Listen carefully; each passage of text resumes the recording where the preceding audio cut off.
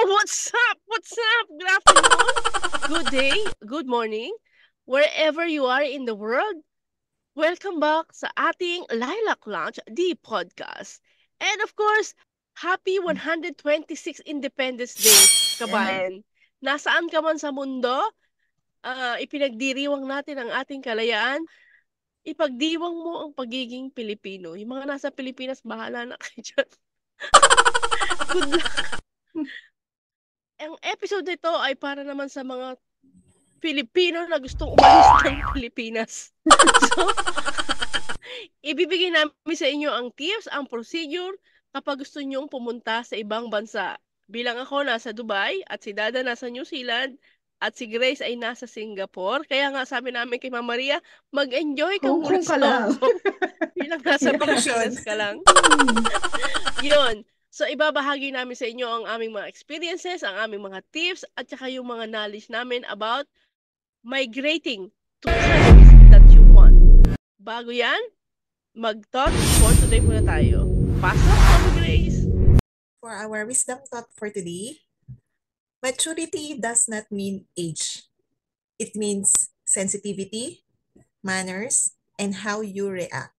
Kasi tayo, di ba, pag usapang maturity, unang pumapasok sa atin, Big Age. word! Pag sinabing, you have to act as mature According to your age. according to your age. Pero, actually, maturity is, combination siya ng wisdom, ng experience, tsaka ng knowledge. So, regardless kung anong age ka, ano mo yung maturity based on your experience. Meron na nga akong actually napanood one time. Merong bata na merong piyesta, parang yung may steak, may rice ng steak. Ang cash price, pag first price is 5,000. 1,000, 3,000 sa mga top. Tapos kapag nag-join ka, 300, basta matapos mo yung race. So parang yung bata, merong bata na 8 years old na sumali. So parang kahit disadvantage siya, basta gusto niya lang sumali. Noong nag-race na, actually yung nanay kasama niya eh. So, ang layo ng mga nauna sa kanya kasi pinakabata siya. So, yung parang isang hakbang niya, parang yung isang hakbang ng mga matatanda, 10 hakbang niya to think. Pero decidido talaga siya na mag-join. So, nung natapos yung race, tinapos talaga niya para makaroon sa finish line and makakuha ng prize. So, parang tinanong siya nung report, actually nagbablog lang eh. So, yun yung sinundan niya yung bata kasi nakaagaw siya na attention. Bakit nagpursige kang sumali? Tapusin.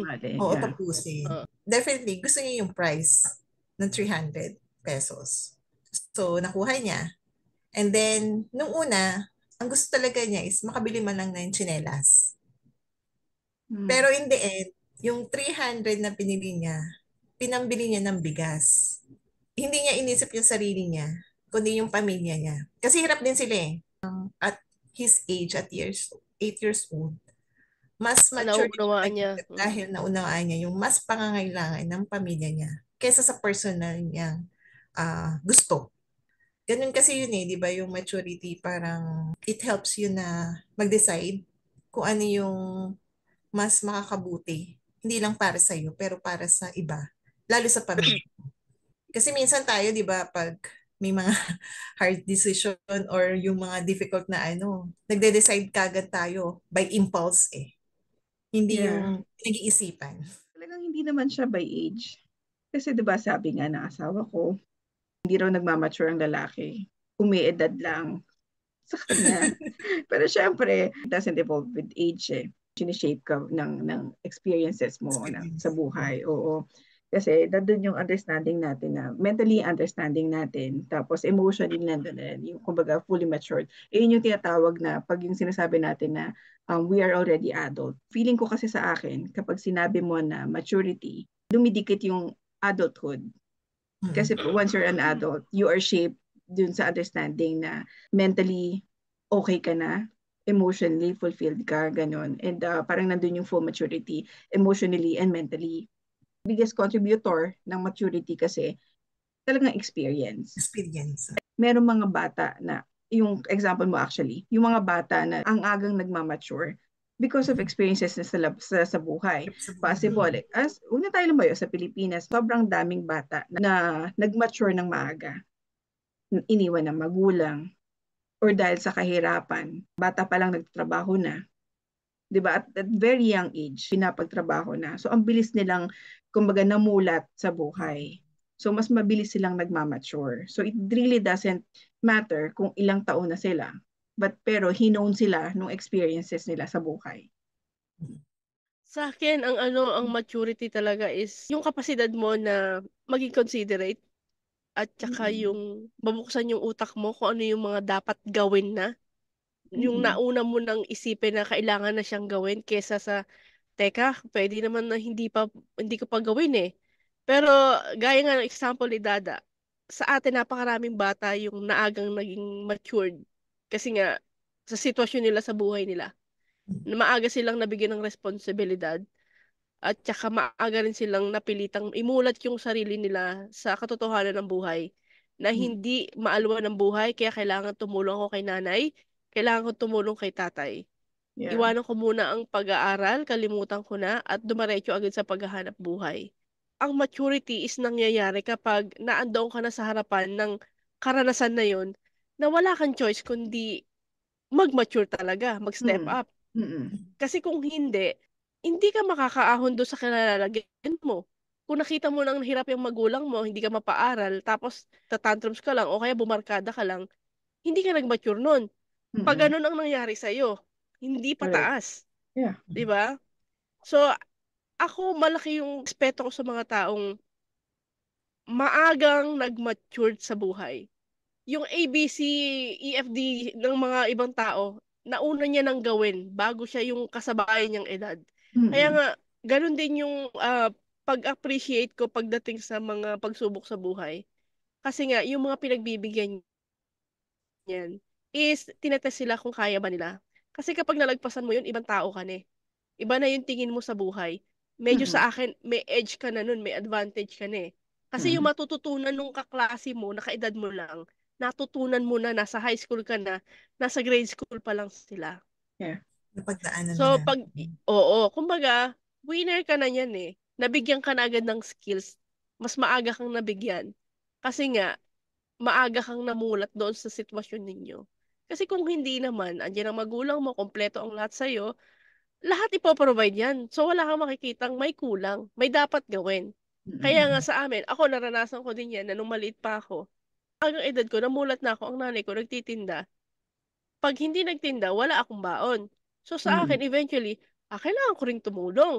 Correct. Masarap namang magtindi, may pera pa ako. Mm. Kumbaga, mas naisip ko na kaysa maglaro ako ng maglaro, might as well, itinda ko na lang. Kaya at the very young age, kung ano na tinitinda ko, alam ko na kahit sa Yeah. elementary, kahit sa high school. Yan. Mm. So parang sa akin talaga, maturity is very beautiful. Kung halimbawa talaga ang napagbibigyan is yung talagang yayakapin at may matututunan yung yung taong Mm. nag-mature na yon.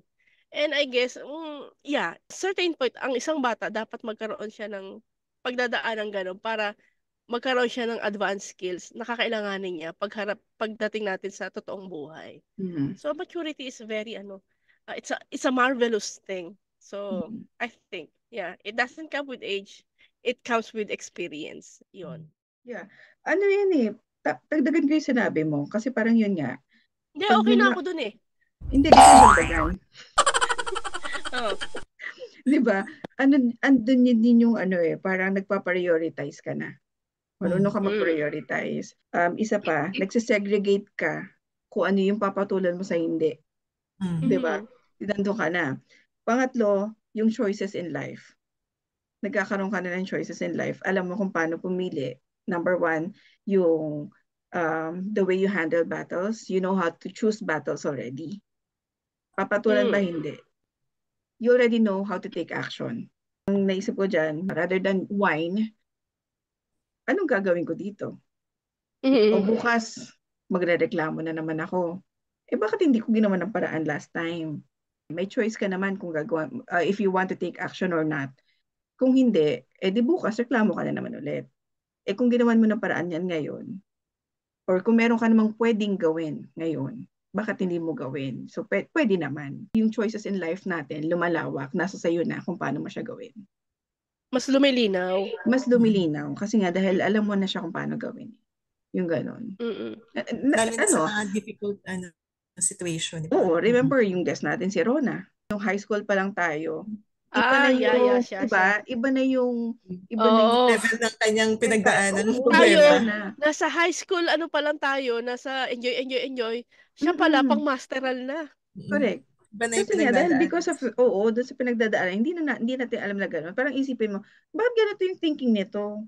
Sa akin, ano lang parang sa akin grade lang. Sa kanya, may interpretation na. Yung Iba gano'n. yung kanyang, Oo, because of, for experiences, yung mga gano'n. Ang dami niya nang napagdaanan. May At their survival, young age. Oo. may Kahit naman si survival Ron. challenge na. Kahit naman si Ron di ba? Kumbaga bata parang di naman, na-challenge na rin naman na siya. Di ba? kasi 21, Mm-mm. di ba? So, yun yung naisip ko sa kanya nung, dun sa mga anak niya naman. Ang babata pa ng mga anak niya, na-open na sila agad na ganito yung kondisyon ng buhay nila ngayon. Ang hirap Wala kayong ha? nanay. Di ba Wala kayong tayo? tatay na kasama. Oo, di ba Oo. tayo, Nay, kailangan namin ng pad paper na ganito. Kailan? Dependent na Bukas. Kailan mo sinabi? 8:00 ng gabi.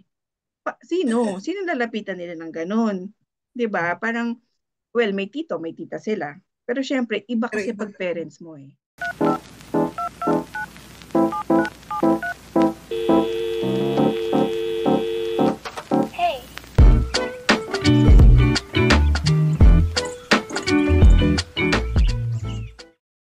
Kung napansin ninyo, tatatlo lang kami kasi kami lang yung mga lumabas ng Pilipinas.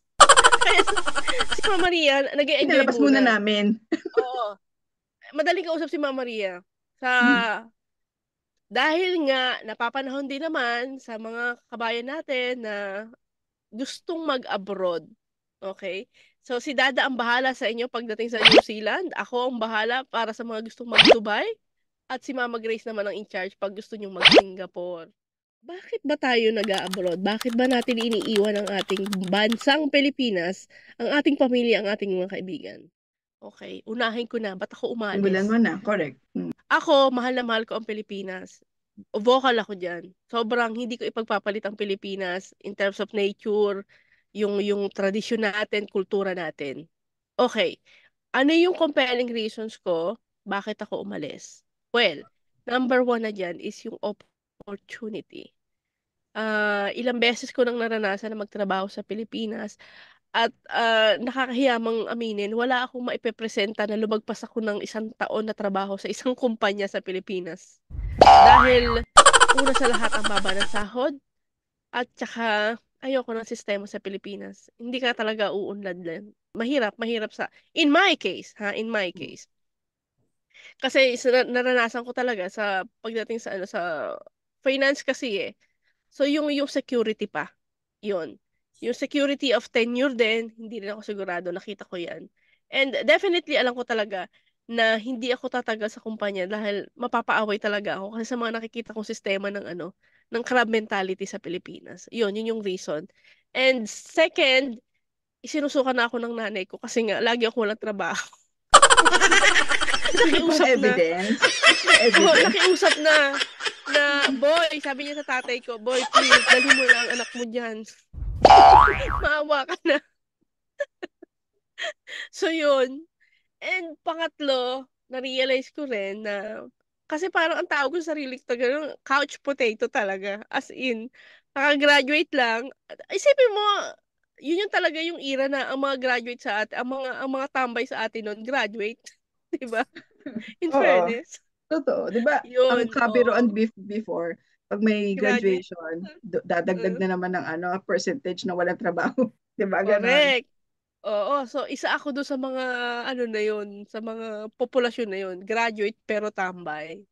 So yun. So sa akin na-realize ko at the age of 28, aba, kumilos ka na. Parang masyado ka nang masaya sa Pilipinas. Kilos-kilos din bilang panganay ako. So, at the age of 28, doon na nag-umpisa ang rigudon ng aking pagiging OFW. And almost 20 years, here I am, talking in front of you. 48 ka na? Yun. Oo nga no. Oy, disclaimer, hindi. Almost na.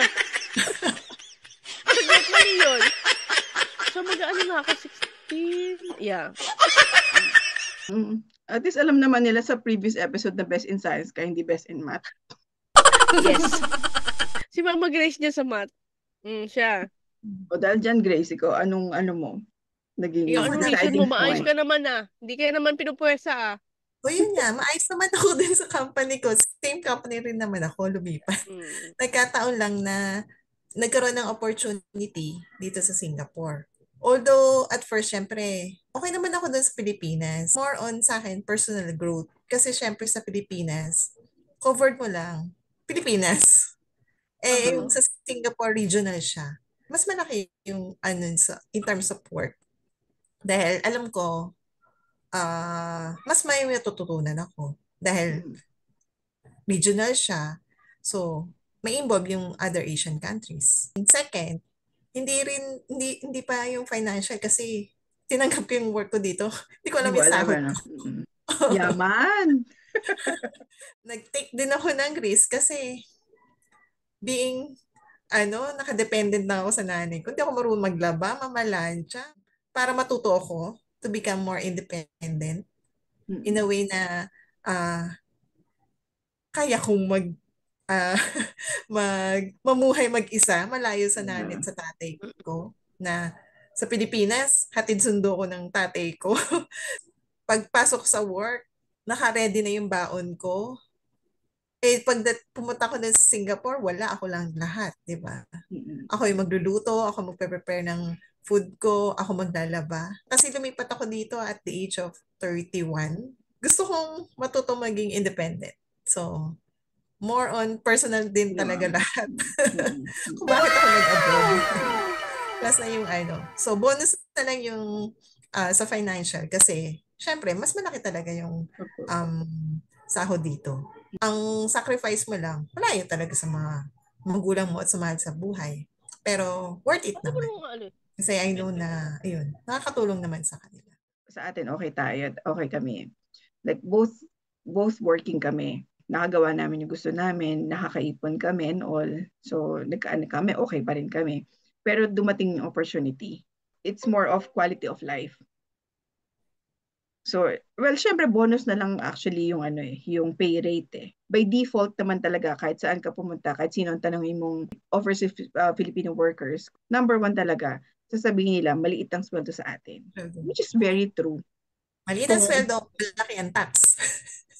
maraming trabaho, it's more of, uy, parang maganda doon na. Tapos, sakto pa na nagsa-start kami ng family. Isa sa naka-hook sa amin kasi, lahat kami. Kasi hindi naman ako yung magwo-work eh. Yung husband ko yung magwo-work. So, napag-usapan namin before, kung magkaroon ng opportunity abroad, hindi pwedeng may mauuna, May tapos maiiwan. susunod na lang. Oo. Kasi nga, nagsa-start kami ng family. Yung opportunity na yun, ganun siya. Lahat kami kasama. Sabi namin, sige, di try natin. Di kung hindi, balik tayo. Kumbaga ganun yung naisip namin. Although doon sa iba naman, Filipino workers abroad or overseas, ang sa kanila talaga, malaki talaga yung factor na yung pay rate. Ang sasabihin talaga, ang hirap na buhay sa Pilipinas. Number one, pay rate. Susunod sasabihin nila, opportunity sa atin. Bonus na lang yung quality of life, yung benefit mo dun sa country na pupuntahan mo. Bonus na lang siya lahat. But basically, ang Pinoy gustong mag-abroad niyan kasi mas gusto nilang kumita ng mas malaki or gusto nilang mas makasave ng mas maaga para makapag-invest ng maaga. Siguro naman yung isa sa mga naging rason namin is naging rason din ng mga umalis ng Pilipinas.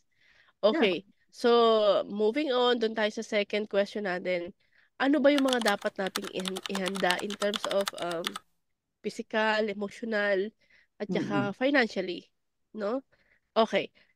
Again, iba-iba kami ng sitwasyon. We will only speak kung ano yung experiences namin. Right. So, sa akin naman, dahil ang tatay ko matagal ng OFW, he was in Dubai nung kinuha niya ako.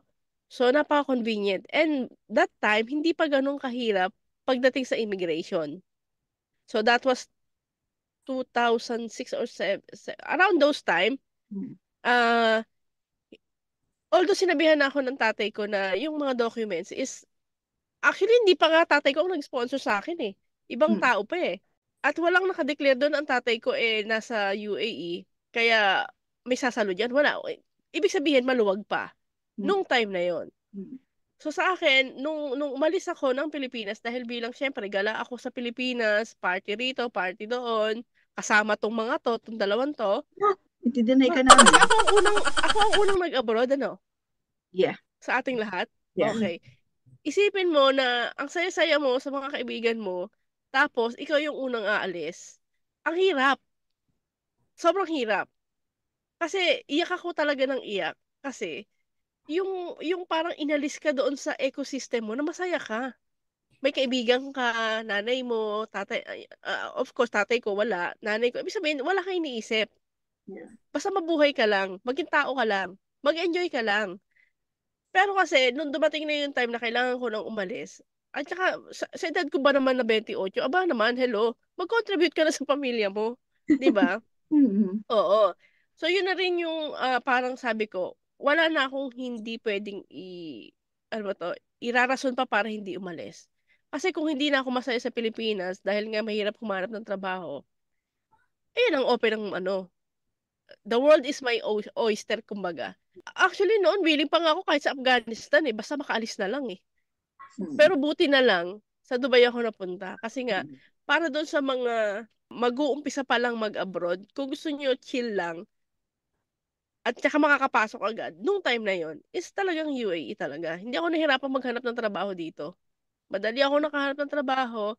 Yun lang, yung first few months ko talagang umiiyak ako. Kasi nga, sanay ako na marami akong kaibigan, lumalabas ako. Basta maraming mababago sa'yo. Totally mawawala yung kinagisnan mo. Maiiba yung routine mo, maiiba yung buhay mo. Kasi kung dyan, konting labas mo, may tropa ka na eh. 'Di ba? Kahit maliit ang sahod mo, every time may party agad eh. Laging may happenings, laging may happy-happy. Pag kasi nag-abroad ka na, doon na papasok yung totoong buhay. Puro seryoso na. Papasok ka kahit may sakit ka, papasok ka kahit may masama pakiramdam mo, walang mag-aalaga sa'yo. Yun ang pinakamahirap na parte. Yeah. And hindi ko nahahaba pa, i-elaborate na lang natin to later. But I mean, isa sa mga dapat mong ihanda emotionally talaga. Yeah. Emotionally tsaka yung mental mo. So, ako paano ako nakasurvive noon? Huwag niyo talagang aalisin yung magkaroon kayo ng ano, yung relasyon niyo sa Panginoon. 'Yon. Yun talaga, oo. Kasi kumbaga, ang hirap pa nun kasi Yahoo Messenger lang nun, wala namang ano eh, wala namang Skype. Ano medyo hindi pa ganun kaano eh. Pero ang una niyo talagang mamimiss sa akin sa experiences ko, nanay ko talaga. Kahit ganun ang bunganga nun, umiiyak ako talaga kasi nanay ko na miss ko. Yun. Dami mong marirealize kapag nag-abroad. And I'm sure Mama Grace, ikaw, ano rin yung mga idadagdag mo? Kasi hindi ko na kung pwedeng kunin lahat. I'm sure meron din kayo dyan. In my case naman, kasi lateral transfer siya. So, same company ko sa Pilipinas, ilipatan ko dito. Before ako nagpunta dito, na in-applyan na nila ako ng in-principle approval. Pag nag-tourist kayo dito, bawal kayo talaga maghanap ng work. Mahirap talaga magpunta dito at maghanap ng mga work. Mas maganda kung bawa, nasa Pilipinas kayo, may mga or online mag-apply. So, para mas So, sigurado. dadaan sila sa legal process, Nay? Of course, yeah. Kasi mahirap din dito sila, mahigpit. Kapag nag-exceed ka ng 30 days na allowed. Tapos alam na kasi rin nila na yung ginagawa, mag-exit lang sa JB, sa Malaysia or sa Indonesia. Tapos pabalik ulit. So, mas delikado, mas nakakatakot. So, hindi maganda na, yun nga, mag-take ng risk. Although, syempre, yung iba, swertihan. Depende naman. Kung hindi ka naman mapili sa work pwede kang kasi, problema lang, kasi may mga employer, may mga quota sila pag nagbigyan ng work pass or yung S-pass, ganyan, may mga quota sila. Bali, isang Pilipino or isang foreigner out of 10 employees na local. So, yung opportunity mo talaga Mas mahigpit napakababa. sa inyo. Mahigpit. Dati, mataas yun. Parang 3 is to 10, ganyan. Pero, as year goes by, naghigpit sila, naghigpit. So, binabaan. Naging 2, tapos ngayon, 1 na lang. Parang gano'n. So, mahirap. Siyempre, alam natin na kapag malayo tayo sa pamilya, yun nga, tama yung sinabi ni Mama Empa, totally, may iba talaga yung routine mo. So, kailangan mo emotionally prepared talaga na mawalayo ka sa pamilya mo, na wala ka sa mga special occasion, unless stable ka na sa work mo at pwede kang umuwi. Nagaya Although ni dito, Mama Maria, ni Mama Grace, uwi ng uwi. although dito naman, syempre 3.5 hours lang. Malapit lang siya sa Oo Pilipinas. nga Parang eh. pa rin ng Maynila eh. Kaya kailangan mo i-prepare talaga emotionally. And prepare ka rin na maka-work mo dito. Iba syempre yung attitude at hindi katulad dati sa Pilipinas, di ba? Kapag mga ka-workers natin, parang madali tayo makapag-gain ng friends. Dito iba Yeah. yung ihanda mo yung sarili mo sa mga co-workers mo. Kasi hindi mo alam, iba syempre yung culture nila. Iba yung pakikisama. So, kailangan mong makisama dahil wala tayo sa sarili natin bansa. So, ikaw yung mag-a-adjust para sa kanila. Kasi minsan talaga, wala kang laban. Kasi wala ka sa sarili mong bansa eh. So, yun din yung isa sa mga kailangan i-prepare mo personally. Mentally, kailangan prepared ka. Kasi ang hirap talaga pag malayo ka sa pamilya mo or dun sa comfort zone mo. So that's number one. Number two, syempre, once you're planning to work overseas, it entails money. So kailangan mo i-prepare financially, lalo na kung hindi naman kapitbahay lang natin or something na bansa. Ito, sa New Zealand, financially kailangan prepared ka. Good thing na lang, nung time na umalis kami, at least kahit papaano, may ipon kami. So hindi kami nahirapan gaano Baga nung meron time kayo na. baon. Oo, kahit papaano, meron kaming na, 'di ba, meron kaming nagamit. Kasi mahal eh. Ilan kaming aalis, ilan ang visa, ilan ticket. Tapos syempre, Mahal yung bahay, di ba? Bahay lalo ang na bahay. Since pamilya kami, hindi naman pwede sa amin na isang pwedeng room kwarto lang. lang kasi mahirap. Mahirap. May May bata bata. kami kasama. Kumbaga, hindi option sa amin that time. Di ba sa atin, pag may kotse, uy, mga ganon. Dito, basic. By default, Kailangan dapat, talaga. oo, Necessity kasi siya. hindi ganun kaganda yung mode of transportation dito. So, dapat, kahit nga individual, dapat may kotse ka. So, ano siya dito, necessity siya. Hindi siya yung tipong yabang lang. Yung katulad sa atin, dapat may kotse ka, dapat ganyan, gano'n. So, dito hindi. Kailangan mo siya. May mga Pinoy din naman na ang ino-option nila, kumbaga, syempre, tipid-tipid talaga kasi minsan may sinusuportahan pa sa Pilipinas. Meron ako man nakikita mga nakabike or scooter. Hindi naman delikado rin. May bike lane din naman, hindi siya delikado. So, ang dami mong kailangan i-prepare talaga financially. Kasi syempre, dapat kung bago ka pa lang, minsan kailangan mag-insurance. Kami, nag-insurance kami nung time na um, papunta kami dito. Kasi yung health, hindi pa naman kami covered that time sa mga pag na-hospital kami or something. So, kumuha kami ng insurance. Madami. So, dapat at least prepared ka financially.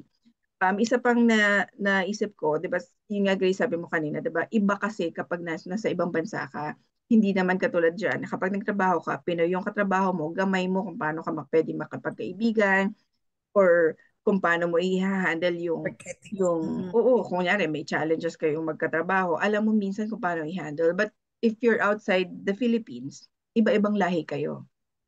So, know the culture also. Pag-aralan mo yon, i-research mo, pag-aralan mo yung culture ng bansa.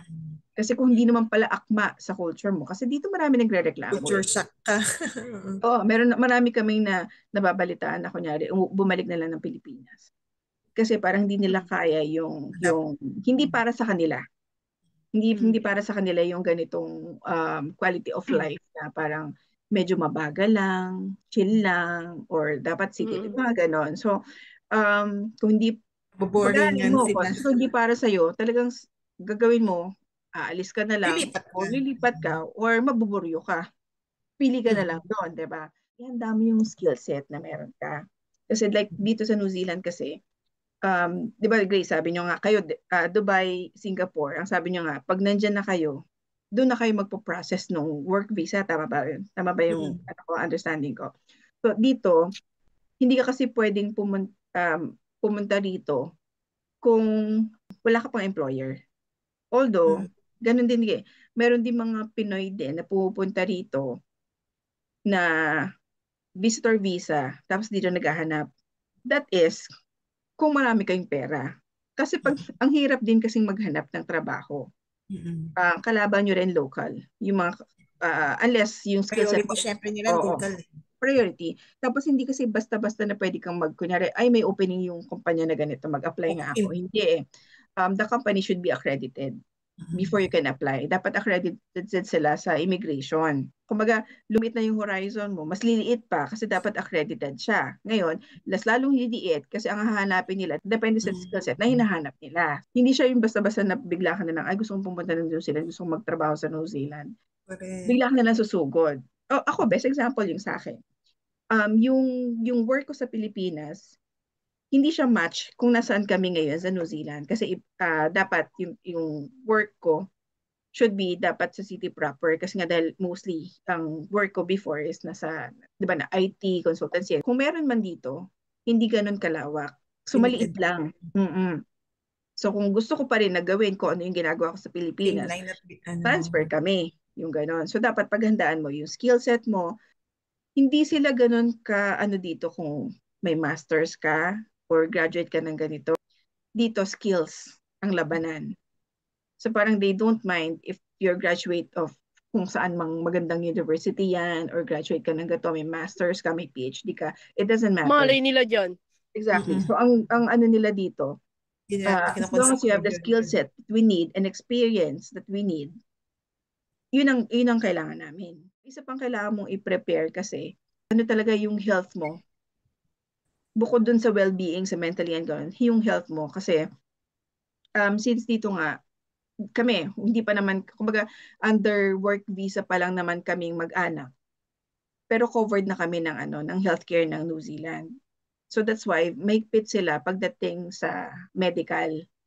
Kasi once you apply for visa, may medical na siya eh. So parang, kasi syempre, ingatan nila na baka pag inaccept namin ito, at pag dito pa magpapagamot. Magkasakit, liability. Kami magagastos para sa'yo. Kasi nga dahil, ano kanila, even yung benefit nila for health is extended to us na overseas workers, na migrant workers. Iset mo yung goals mo. Yun isa sa tingin ko. Kasi ano ba yung goal mo? Kasi kung ang goal mo talaga, for example, ang sabi natin kanina, gusto kong magtrabaho overseas kasi gusto kong makapag-ipon agad. Mas mabilis ako makaipon kasi para makapag-invest ako na mas mabilis. Or gusto ko mas malaki ang sweldo ko. It depends on your goal kung paano mo siya gagawin. Kasi kunyari, ay nabulag ka na ng mataas na sweldo. Pero ikaw, yung finances mo hindi mo na ma-manage. Ano nang gagawin mo? You need to properly set your goals na kapag ang plano mo is to work overseas. Ayusin mo sarili mo. Parang ganon. What are the issues, challenges faced by OFWs? Okay. So ako na naman bilang nauna ako mag-abroad sa mga ito. Ang unang-unang issue na na-face ko, Diyos me, Marimar, yung pagluluto. Although hindi ko naman totally naranasan mahirapan sa pagkain ng ano. Kasi nga, nakatira ako doon sa nanay ni Alforma. So, yung mga luto. But I mean, eventually, na-realize ko talaga na importante na marunong kang magluto para yung kung anong kakainin mo within your budget, di ba? Kaya mong iluto. Oo. Kumbaga, kung ano yung preference mo na pagkain, kasi hindi naman lahat ng panahon, ang gusto mong iluluto nung kasama mo sa bahay, gusto mo rin. Eh dahil hindi ka marunong magluto, wala kang choice. Di ba? So, unlike kung meron kang alam na iluto at marunong ka talagang magluto, bahala ka kung anong gusto mo, bilhin mo. Tapos iluto mo. Tsaka yung quantity, importante. Kasi, kung halimbawa ikaw lang, ba't mo dadamihan ng luto? At least, na-i-adjust mo at tsaka nasasabi mo na, oh, okay na to sa akin. Baon ko na to hanggang bukas, hanggang sa susunod na araw. That way, nakakapagtipid ka, na-utilize mo yung niluto mo. Unlike kung hindi ka marunong magluto, ang tendency, bumili ka ng bumili ng luto na sa labas. So, gastos yun. Gastos, yeah. At saka, yun ang una, no? Kasi syempre kakain tayo eh. Pangalawa, pag may mga okasyon, may tendency kasi yan na every time merong okasyon, maikukumpara mo, ay, andito ako, dapat sana ganitong nag-enjoy na kami nito. Dapat magkakasama na kami nito. Dapat naghahanda na kami. So, yun yung kirot na mararanasan mo bilang first time mong OFW. Birthday mo, birthday ng nanay mo, birthday ng mga kaibigan mo, tapos yung binyag, kasal. Sunod-sunod na yan, lahat ng okasyon. Kapag wala ka na doon, diyan mo marirealize na, shucks, talagang OFW ako. Kasi nga, ang dami mong namimiss na okasyon. And thirdly, kasi hindi ko pwedeng lahatin, siyempre may mga ano rin kayo, mga contribution. Ang pinaka-challenge talaga rito is yung pag may sakit ka talaga. Sobrang hirap, sobrang sakit na yung yung simpleng yung lagnat mo na nag-chill ka. Mm. Alam ka naman magpayakap ka sa roommate mo. Diba? Wala kang Royal tsaka Skyplex.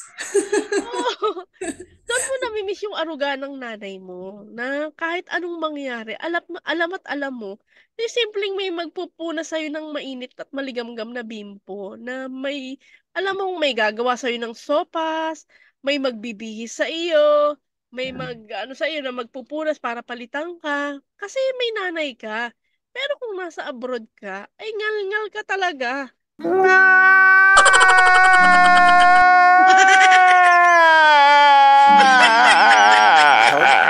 Kasi iiyak ka na lang sa hirap, iiyak ka pa sa lungkot.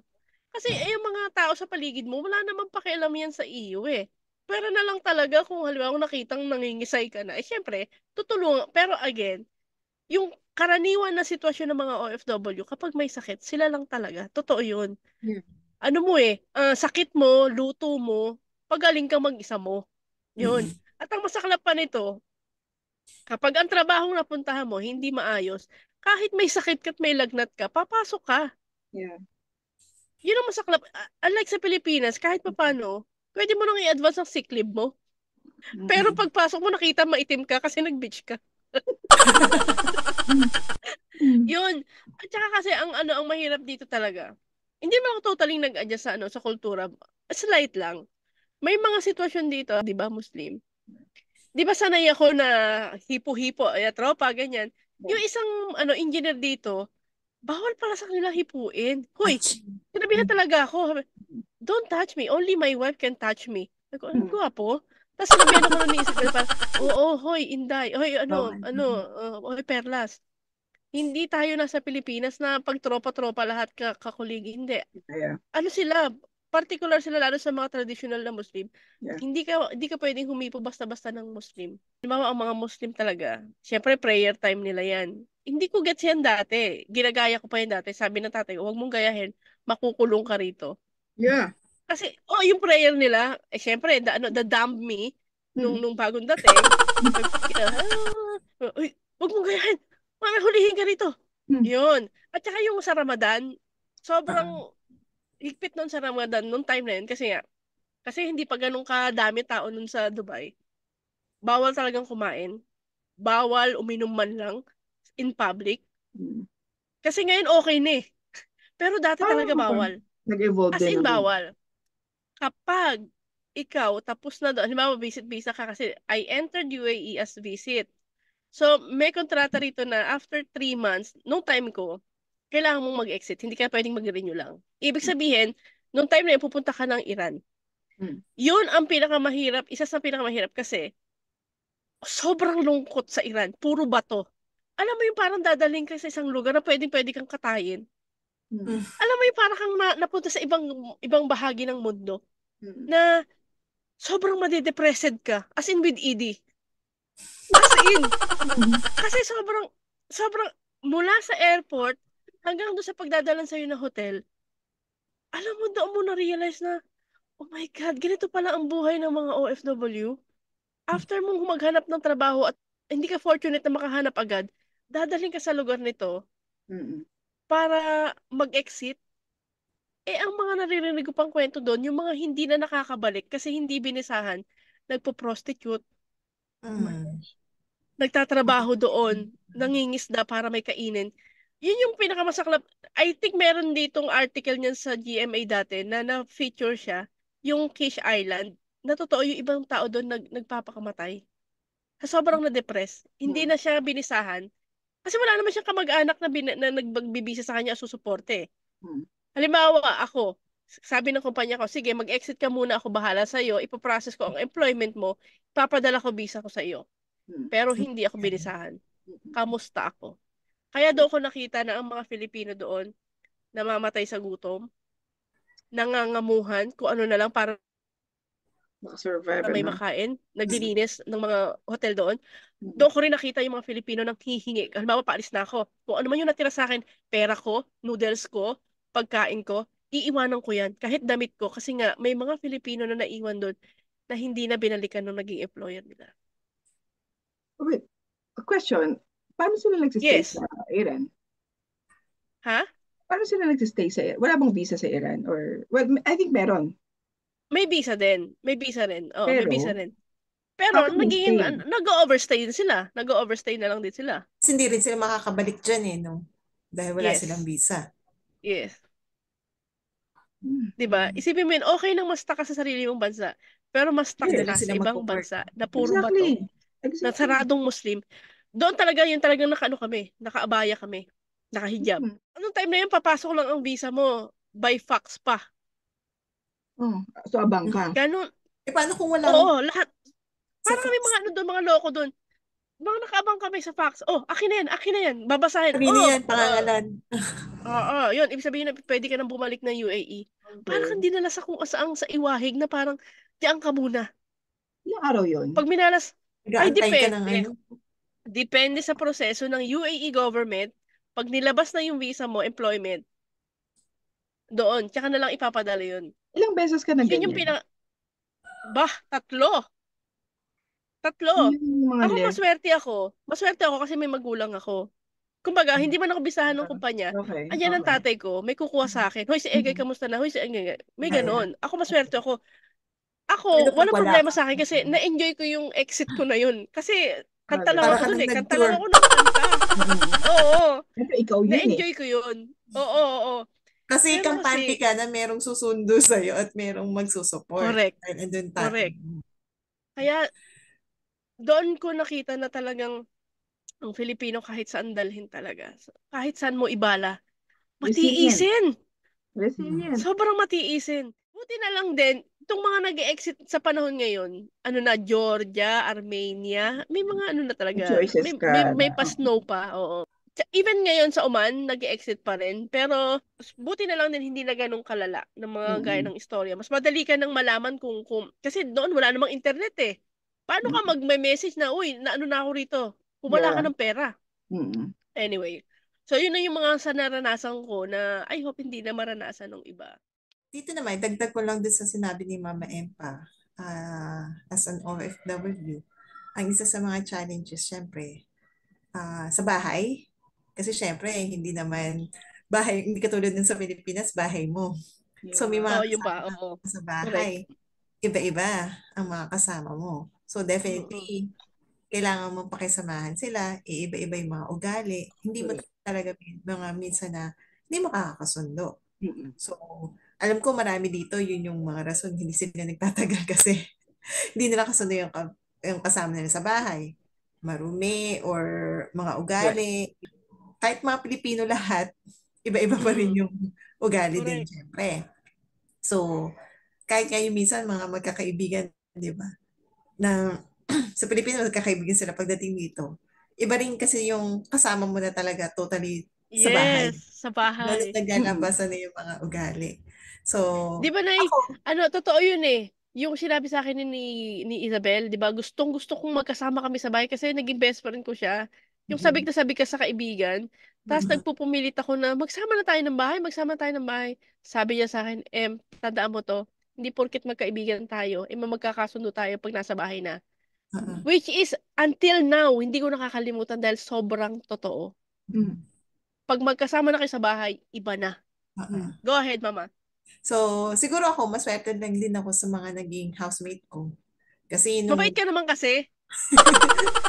nung start na nagpunta ako dito, sa pinsan ko ako tumira, kasama din yung nanay niya. Oo. So, doon ko na-meet yung kaibigan niya, then kasama niya sa Metrobank sa Pilipinas.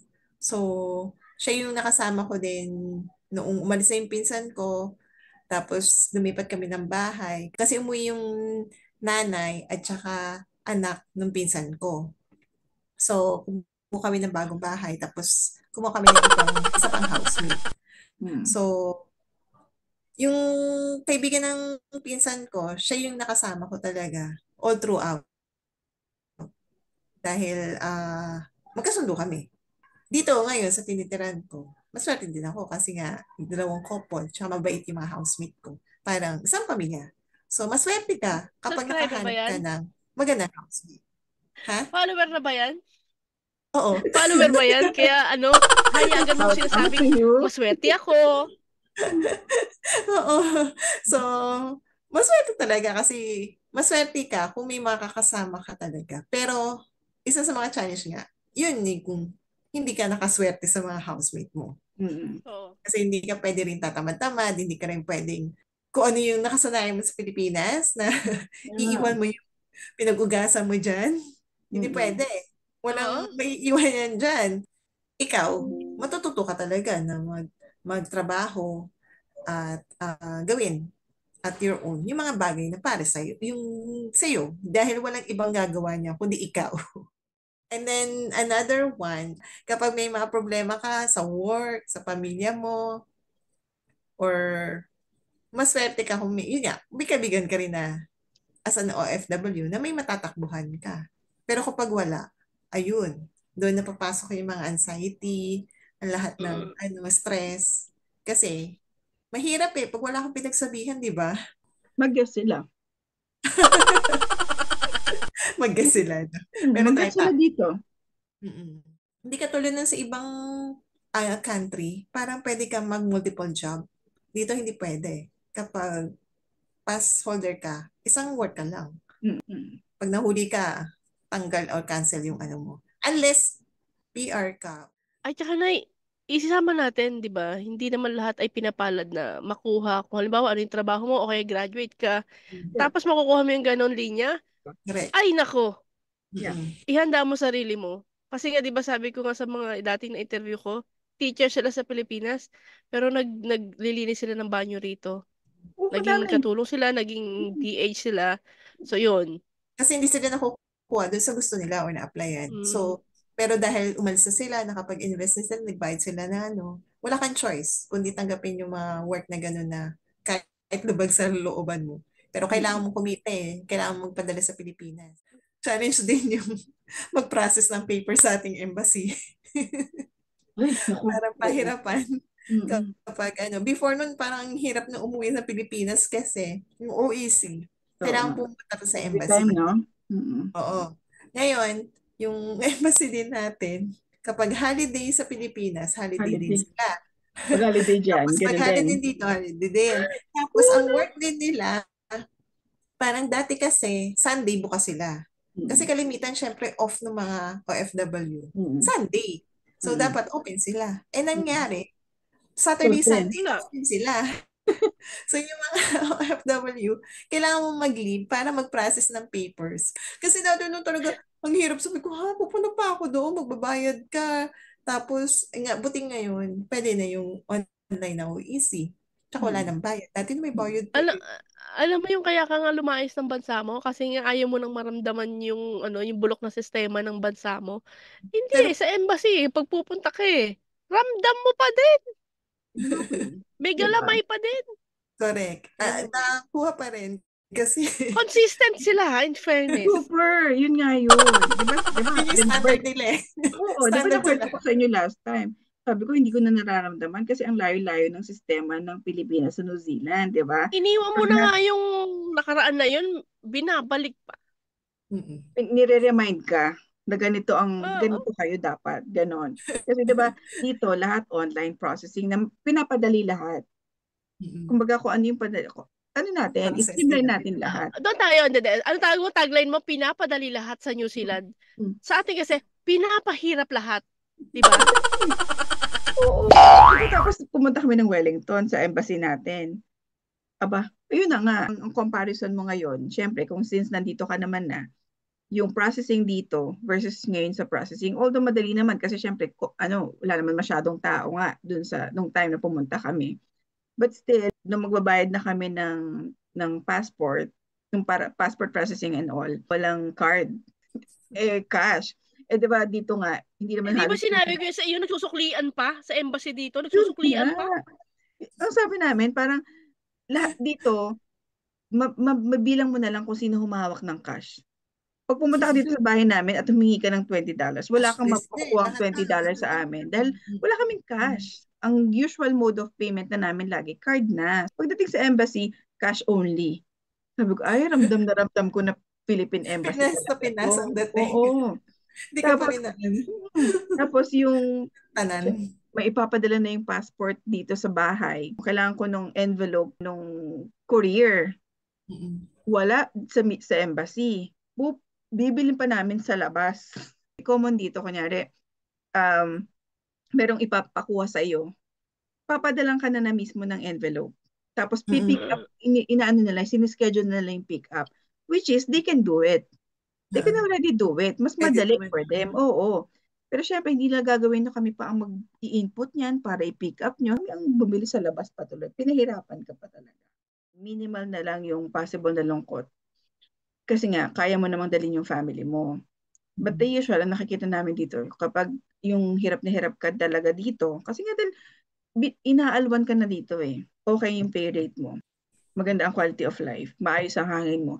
Covered ka naman kahit papano ng healthcare system nila dito. Ang pumapatay sa kanila minsan yung lungkot kapag mag-isa lang sila dito.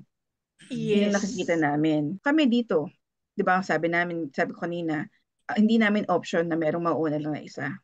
Tapos susunod na lang. Kasi wala, nagsa-start kami. So ang sinabi namin, lahat kami. Kasi hirap sila dito. Yung lungkot, pangalawa, since mataas nga yung cost of living dito sa New Zealand, pagkakasyahin mo talaga. Kasi ang taas eh. Bahay pa lang ang taas na. Sabihin natin nagro-room ka, pero meron kang sinusuportahan pa sa Pilipinas. Ang hirap i-budget kapag ganon.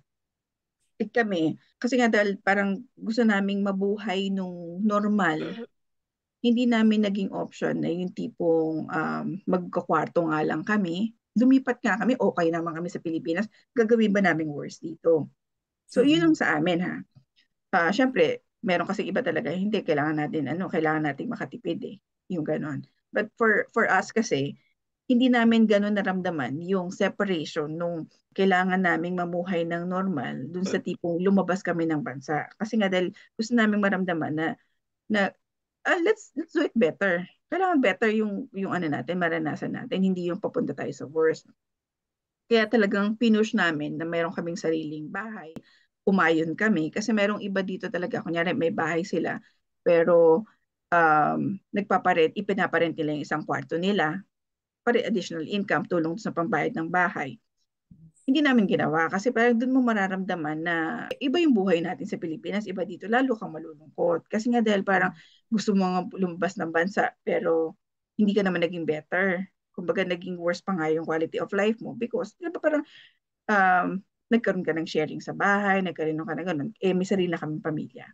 Gusto namin bumukod. Kumbaga ginawa namin tama for us. Not because financially is okay kami. Hindi ganun eh. Minamanage namin finances namin. That's why nakaka-survive kami. Bukod nga doon sa document processing na yan, di ba? Lalo na dito, particularly in New Zealand. Kasi dito, ang malaki din eh. Kasi parang ang sukat din ng lupa ay parang sa atin din naman. Malaki din. Pero pwede kang mag-process ng OEC sa Wellington lang. Like us, di ba? Kung uuwi kami ng Pilipinas, magpa-process kami sa Wellington pa. Kumbaga babiyahihin pa namin. Paano yung mga diba, ang layo. Nararamdaman nyo ba yung discrimination against Pinoy? Okay. Dito kasi, dahil sobrang dami na ng mga OFW, sa dami ng mga Filipino, I think nabanggit ko na rin to before, regardless kung ano yung natapos mo, degree-wise, pero pag itinapat sa iyo ang UK passport, and any expat na white, talsik ka. So yun. Yeah. At saka, ang napansin ko pa dito, so ang tendency talaga kasi, kung ano yung nakukuha mo, yun yung magiging yung way of life mo. Halimbawa, pagdating sa accommodation, iba ang offer ng accommodation sa ibang lahi kumpara sa kabayan. Seryoso ba? Yes. Anong benchmark? Because mas kayang magbayad nila? Ganun ba? Walang benchmark. Paano? Kasi, Just because you're Asian ka, Pinoy? Ay, wow. yes. Ganyan yan. India, Nepal, Pakistan, India, lahat nasa Asian. Doesn't matter if May, you're able to pay. ha? Doesn't Hindi, matter if you're kasi capable. hindi. Kasi ganito, yung capability, ibang kaso yon. But I mean, Okay. in general, kapag nasa isang organization ka and Maganda tayo. you were offered a position, Okay. ang una niyang tinitingnan is yung passport mo. Kung anong lahi ka. Di ba? Oo. And then, susunod na lang dito, ano ba yung mga skills na talagang kailangan tong mga taon to? Pero pwede ko naman silang bigyan ng ganito lang kasi nga, payag naman yung mga yan. Mhm, mhm. Okay? Kasi Yun, wala. yung sinasabi ko. Oo. Kasi, sa UK, isipin mo, ang pinag-aralan niya para technical schools lang pero principal, pero CEO. Sino ang assistant teacher? Filipino. Pinoy. Sino gumagawa ng mga may Correct. hirap? Filipino. Okay. Lesson plan? Filipino. Sino Mhm. nag-aano sa mga bata? Filipino. Andiyan lang si teacher. Kasi nga, yung bansa na to, kumbaga parang more on napunta na siya sa what is nice visually. Mhm. Doon sila. They Mhm. would always prefer na this school, ang CEO ay si Emperatriz Perlas Filipino. No. Mhm. The CEO Mhm. is Got it. Stephanie Hawke from Correct. UK, from Correct. Ireland, from Mhm. Australia, from Wellington. Mas ano sila doon. Mhm. So Mhm. yun yung discrimination na mas nafe-feel namin dito Which pagdating is sa position. prominent sa inyo. Oo. Mhm. Nakasanayan na. Pero dito naman sa Singapore, yung discrimination, I think in terms of dun sa mga kasama natin sa bahay, mas advantage naman yung mga Pinoy. Mas Yeah. prepare nila yung mga Pinoy at Correct. mataas yung rate nila Correct. kasi madaling Mm. makapag-communicate in English Mm. Yes. kaya sa ibang lahi. Mhm. Mas mataas yung rate nila, then the same, mas ano kasi daw in terms of work, kasi tayo, di ba, kahit hindi natin trabaho, minsan, Mhm. okay lang sa atin, ginagawa natin. Mhm. Mama Grace, may double edge yan. Uh, 'Di ba? Pagdating sa ganyang trabaho, sikat tayo, kilala tayo, mm-mm. well-known tayo. Oo. On the other hand, dahil nga kilala tayo na helper, Mm. Yun yung, 'di ba? Nahahaltak din yung nasa white collar job. mm-mm. Mhm. Oo. So parang, papayag naman yan kasi yung mga lahi naman yan, okay lang yun na ganyan. Mhm. Yun yung kalimitang ano nila. Yes. Mhm. Oo. So, sa akin naman, ako personally, wala naman akong na encounter dun sa work ko. So far, so far sa tagal naman, Mhm. wala naman. So, I don't know whether dahil mas matagal ako sa kanila. Ako pinakamatagal sa kanila. Further So, seniority na, no? seniority, in a way, pag tinanong nila, how long have you been in the company? Nagugulat sila, ha? So, parang, ano naman siya, hindi naman ako nakaranas ng discrimination. Sa work ko, ha? Pero, yun, Mhm. as I said, dun sa iba. And I think, dun sa mga naririnig ko din na iba na lokal dito, gusto nilang ka-work mga Pilipino. Kasi, masasaya daw yung mga Pilipino eh. Karugtong ng challenge na yan, yung discrimination. Sa akin naman, wala rin ako naranasang discrimination. More on buwiset sa mga katrabaho. Kasi, siyempre, Regardless tayo of mga lahi, Filipino, no? Mm. tayo mga Filipino, pag trabaho. Yeah. Yung mga ibang lahi na nasa posisyon pa mismo, sila yung mga kupal eh. Alam mo yung, alam mo yung tamad-tamad mo na, okay lang na hindi ka madadamay eh. Dahil sa tamad siya, madadamay ka. Buo, oo. Yeah. Alam mo Yeah. yung, di ba, sabi ko nga, parang, ikaw yung implement ng rules, ikaw mismo hindi sumusunod sa rules. Break. Rampant ito sa mga Arabong lahi. Hindi yung mga lokal dito eh, kasi hindi ko pa naranasan magtrabaho. Hindi, may katamaran. Sabi siya, lahat ng Arabic, mapa yung neighboring country ng Arabic, tamad nila. Kahit sinong makapakinig nito. Dito, di ba sabi ko nga sa inyo, sa sobrang polite ng mga tao, hindi mo alam minsan kung pinaplastic ka na ba o talagang polite lang talaga sila. Sobrang babait nila, di ba? Ang tinanong ko yan kasi kay Jan, ikaw ba sa work mo, nadi-discriminate ba usually mga Pinoy? Na gano'n. Mm-mm. Sabi niya, hindi naman masyado kasi actually gusto nga nila Pinoy. Sipag daw, maayos kausap, blah, blah. Mas una kasi nilang parang dinidiscriminate ang Indian. Siguro baka hindi na-discriminate ang Pinoy kasi nasi-shieldan na agad tayo ng Indian. Mas nauuna silang na-discriminate before us. Sa accommodation dito, I Mm. mean, yung halimbawa pag hahanap ka ng flat, ikaw yung talagang Mm. mismong uupa. Ang Yeah. discrimination yan is, hangga't maaari ayaw na ng Filipino. Kasi Okay. iniisip nila, one, maingay, mabidyoke. Okay. Okay. Pangalawa, baka kasi i-partition or ipaupa. Pero wala ba sa contract yun? Kasi sa amin, Depende kasi eh. Kasi, nasa contract namin mm, na, kasi di ba dito, 3 yung kwarto. Isa lang naman, pwede mm, namang isa lang ang gamitin namin, paupahan namin yung dalawa. Pero nasa contract mm, namin na ang nakatira, kaming 3 lang. oo. May Eh iba kasi ba nga, yun? yung ano, yung connotation nila ng Filipino, maingay. Oh, Party, Nasabi? inom. Ha? Paano nila baka may nasabi na kapitbahay maingay nila. tayo? Sino ang Eh example syempre, nila?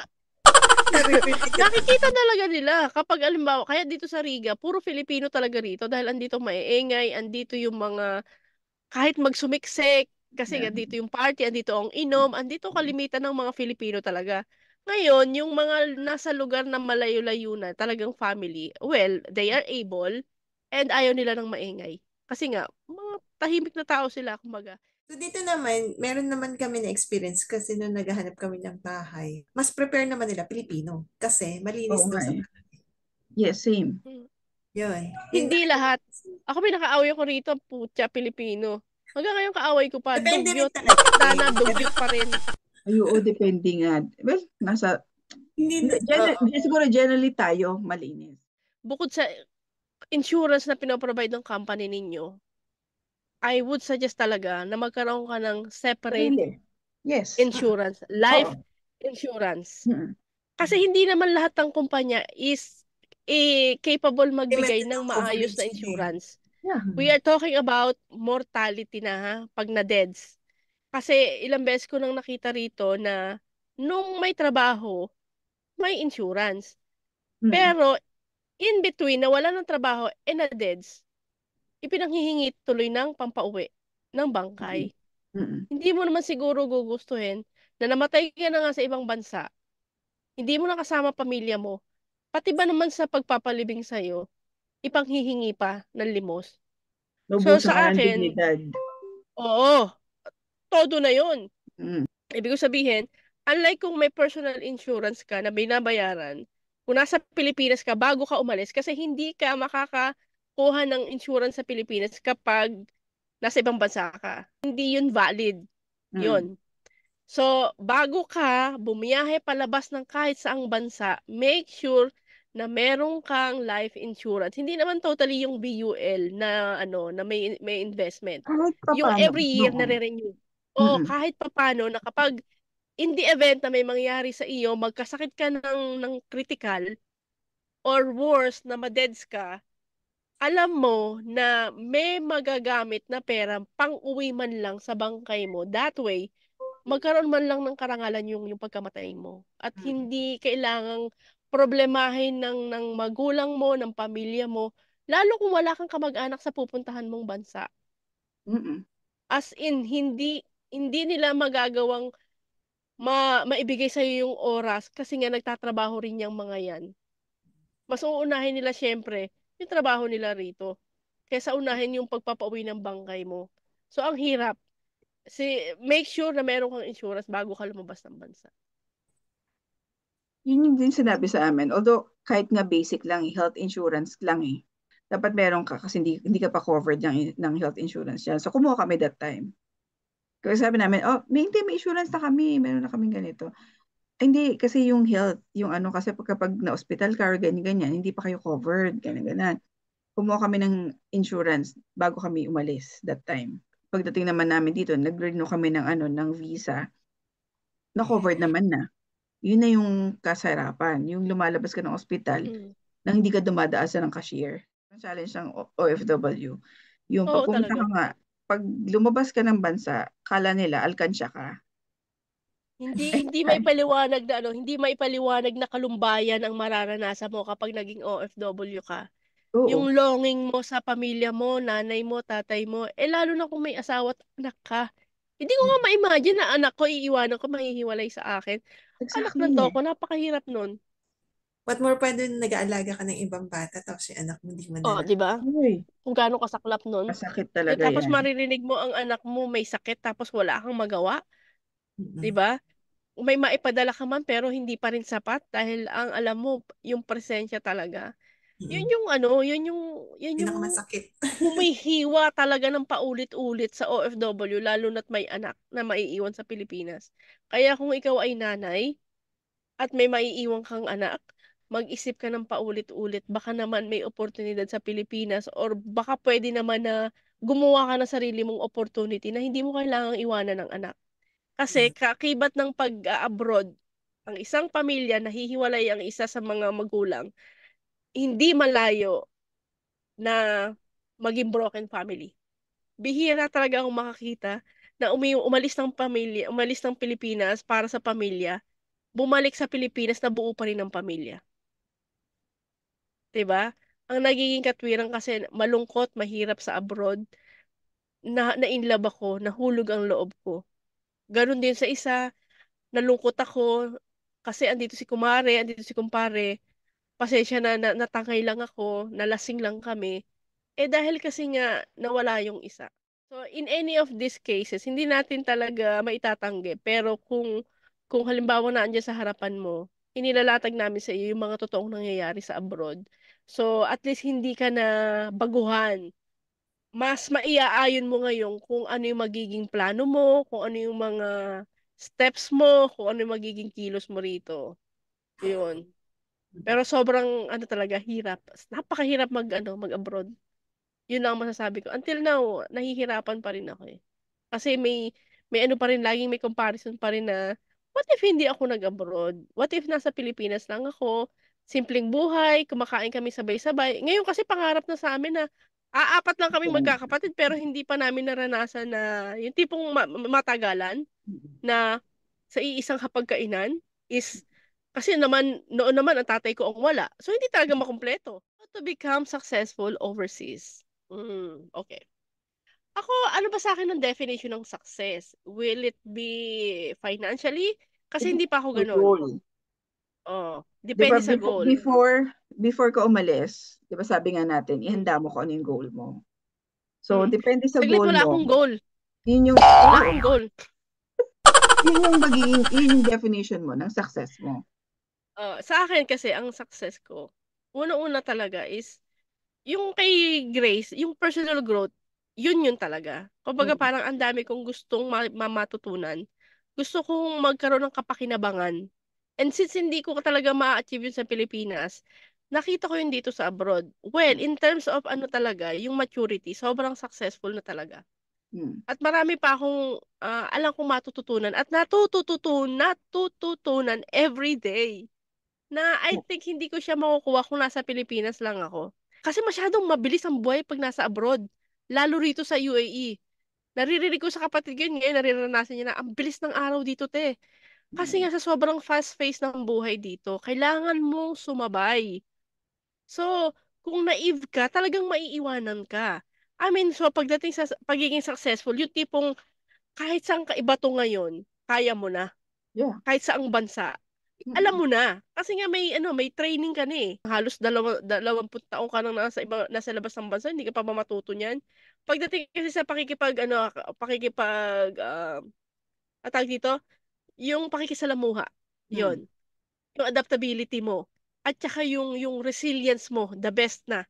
Kasi sobrang naranasan mo na lahat ng pagtitiis. Balik tayo doon sa tanong, paano maging successful? Sundan mo lang ang agos. Basta kung ano sa palagay mo na mapapahamak ka, umiwas ka, Mm. pipiliin mong mabuti yung makakasama mo, una sa lahat. Kung Yeah. ako napunta ako sa mga taong alam mo na, mga may masamang ginagawa rito, I don't think na nasa harapan niyo ako. Pangalawa, sa akin, malinaw sa akin, kahit napasaway ako nun, yung pagsamba ko, hindi ko na iwawaglit yon. Yes. Kasi iba talaga kapag bukod sa relasyon mo sa mga kaibigan mo, sa magulang mo, merong divine intervention talaga. In every time na may mangyayari sa akin na hindi maganda, itinotodo ko na, kung hindi na kaya ng magulang ko, doon ako sa taas. Yes. Bahala na kayo sa akin. Isasubmit ko na sarili ko. Mm. Yun. Pangatlo, kapag hindi ka talaga buo sa sarili mo, pag yung tibay ng loob, napaka-importante pala nun. Kaya pala ako tipong maangas kasi kinailangan ko palang maging maangas. Kasi kung hindi, pipitik-pitikin lang ako dito. Yung tibay ng loob talaga napaka-importante. At saka yung importansya ng pakikisama. Hindi kailangan sumugod palagi. Hindi kailangan mang-away palagi. Marunong ka ring mag-step down. Marunong ka ring mag-step back. At kalmahin yung sarili mo. Kasi kailangan mong makisama. Kasi hindi ka pwedeng magbida-bidahan dito dahil wala ka sa bansa mo. Dito, masyadong maraming pulis. Kayang-kaya kang ireklamo, pwedeng-pwede kang makulong dito. Hindi ka pwedeng mamakyo dito. Mapaberbal at saka yung sign. Di ba Oo. usong-uso yun sa Pilipinas sa traffic? Oo, miss na Papakyuhin miss mo. mo. No. No way. Oo. Hindi pwede talaga. So, kung nasa ibang bansa ka, sundin mo kung ano yung rules doon kasi wala ka sa sarili mong bansa. They Mm-mm. are hosting you, they are doing you yung favor na pinapayagan kanilang manirahan sa bansa nila, therefore sumunod ka. Kung Mm-mm. meron kang hindi gusto sa bansa nila, lumayas ka. At hindi pwede yung ugali mo rito na sa Pilipinas na magre-rebelde ka or magrarally, wala nun dito. Balik ka sa bansa mo. So yun. Kung hindi ka masaya sa trabaho mo, lipat. Basta respetuhin mo kung ano yung kinalalagyan mo. Like nang sinabi mo, you have to pray. Yun ang pinaka-importante sa lahat. Kasi syempre tayo may mga personal tayong goal. Pero kung hindi naman yung will o goal ni Lord para sa atin, Mm. masasaktan tayo pag hindi natuloy. So ako, everything na ano ko, talagang ina-ask ko kay Lord, your will be done. Kung ano yung plan mo, Lord. Hindi Yeah. yung plano ko. Yes, may plano ako, pero kung ano yung will mo para sa akin, let it be. Parang hindi ko ipagpipilitan kung ano yung gusto ko. Kasi alam ko naman, mas best yung plan mo para sa akin. And then second, you have to be connected, syempre, sa loved ones mo. Kasi importante yun eh, na kasi sila yung nagbibigay ng lakas sa'yo. Kamustahin mo sila. Kasi knowing na okay sila, okay ka na rin eh. Kahit na Oo. minsan stress ka sa trabaho mo. Pero makakayanan mo lahat dahil andyan sila, alam mo okay sila at masaya sila, wala silang problema. So, you have to be connected talaga. Another thing is yung importante din na alagaan mo yung sarili mo. Yung mental health mo, importante yun. Kasi syempre, kung hindi mo alagaan yung sarili mo, gaya ng sabi mo nga, pag tayo nagkakasakit, walang mag-aalaga sa atin. So, we have to be fit. Maging maingat tayo sa mga kinakain natin. Kapag physically fit ka din, syempre, stress given na yan eh, sa work natin. Pero, you have to manage yung stress na yun. Kaya, kailangan mo na maging fit para mapaglabanan mo lahat yung stress na yan na pinagdadaanan natin. Financially, you have to manage your financial. Importante yun. Kaya tayo, di ba, nagtitiis dito kasi para mabigyan natin ng magandang buhay yung mga pamilya natin din sa Pilipinas. So, you have to manage financially. Mm-mm. Kasi minsan, pag tumataas yung sweldo mo, tumataas din yung expenses mo. O ganun. Iniiba yung lifestyle, di ba? Oo, nag-iba yung lifestyle eh. Kung may goal ka, meron kang kailangan i-achieve, kung meron kang gusto mong, pagsikapan mo. Hindi yung, ay, may susunod naman sweldo sa susunod na lang. Hindi. Monthly, you have to set aside talaga dun sa goal mo para ma-achieve mo yun. Eventually, makukuha mo siya. Importante din yung makikisama ka kasi nasa ibang bansa ka. So, matuto ka makisama sa mga kasama mo sa bahay at makipag... Dito kasi, syempre, alam naman natin yung mga ugali ng ibang, kasi iba yung culture nila.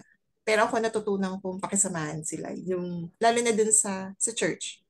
Iba-iba yung mga ugali ng mga tao doon, tapos kalimitan matatanda. Pero kung iintindihin mo sila, makakasundo mo rin pala sila. At first, syempre, ma-intimidate ka. Kasi parang palagi silang galit or palagi nagmamadali sa We're mga getting there. 2 points lang sa akin. Kasi commonly, ito yung naririnig ko naman na reklamo eh. Tsaka ito naman yung common sa mga overseas Filipino workers.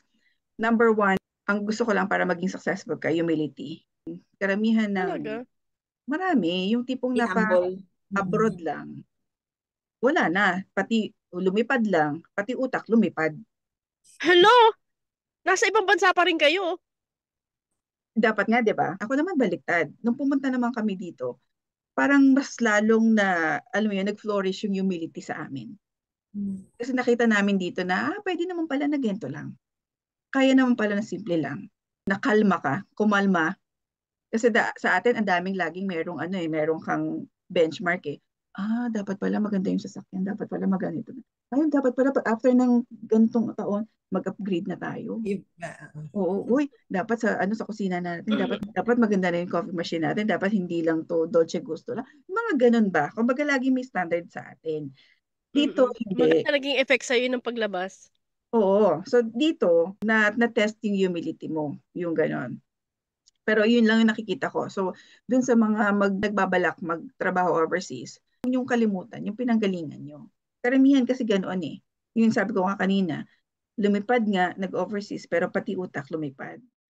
'Di ba ang common goal naman kapag lumalabas ka ng bansa, dahil gusto mong mas kumita ng mas malaki. Kaya ka lumalabas. Financial. Yun nga, yung dagdagan ko yung sinabi ni Grace, 'di ba? Talagang dapat naman talaga i-manage mo yung financials mo.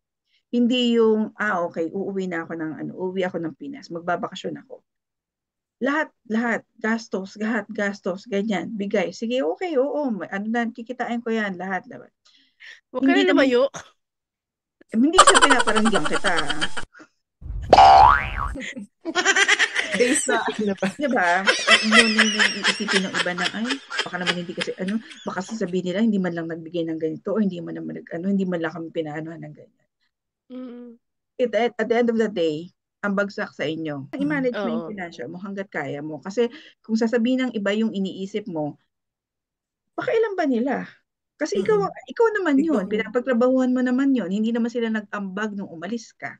Marami kasing mga talagang lumalabas, karamihan. Hindi talaga ganun talaga nakakaipon because of that habit. Mm. Hindi lang naman pag-uwi eh, lalo na yung laging padala ng padala ng padala. Which is, di ba, kwento na kwento mo before, bigyan mo na puro padala, lagi. Wala nang Wala. itinira para sa sarili. Ano pa? So, magsisimula ang depression mo pag ganun.